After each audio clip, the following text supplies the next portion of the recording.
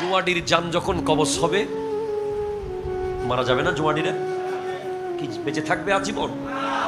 যখন সে মারা যাবে, জাহান্নামের ফেরেশতা আসবে তার জান কবজ করার জন্য। যারা জুয়া খেলেন তাদেরকে আমি বলবো, রাতের ৩টা বাজে পারলে একা কবরস্থানে গিয়ে মাঝখানে করে বসে থাকেন 2 ঘন্টা। এত বড় কলিজা যদি আপনার থাকে, 2 ঘন্টা লাগবে না, আধা ঘন্টা পারলে বসে থাকিয়ে রাতের ৩টায় গিয়ে।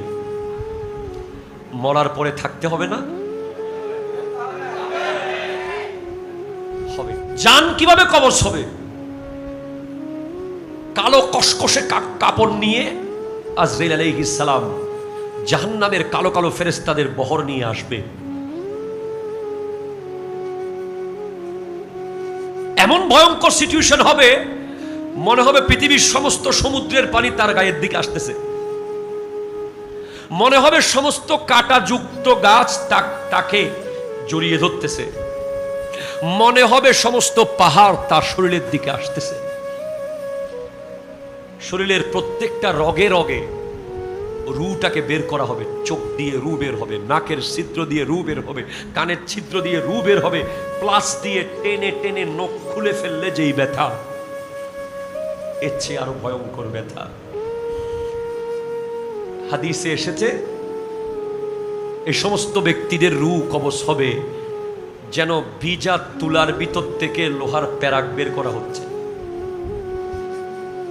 ভিজা তুলার ভিতরে লোহার প্যারাক, যত টানবেন তুলা লেগে থাকবে, যত টানবেন তুলা লেগে থাকবে। মদদি, জুয়াটি, জালেম, বেঈমান, মুনাফিকদের রু সেভাবে কবজ হবে। আচ্ছা, কবজ তো হয়েছে, এখন কোথায় যাবে রু? ওই রু কবজ হওয়ার সাথে সাথে এমন দুর্গন্ধ বের হবে, শুধুমাত্র মানুষ ছাড়া অন্য সব প্রাণী তাকে লানত করতে থাকবে, এত বিশ্রী গন্ধ বের হবে। এই রু নিয়ে যখন আসমানের দিকে যাওয়া হবে, ফেরেশতারা আসমানের গেট খুলবে না।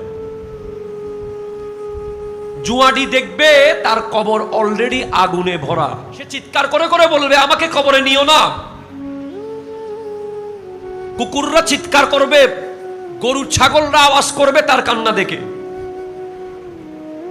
যেই মাত্র তাকে কবরে রাখা হবে, কবর তাকে বলবে, তোকে কি বলে নাই আমি সাপের ঘর? এরপর জুয়া খেলেছিলি,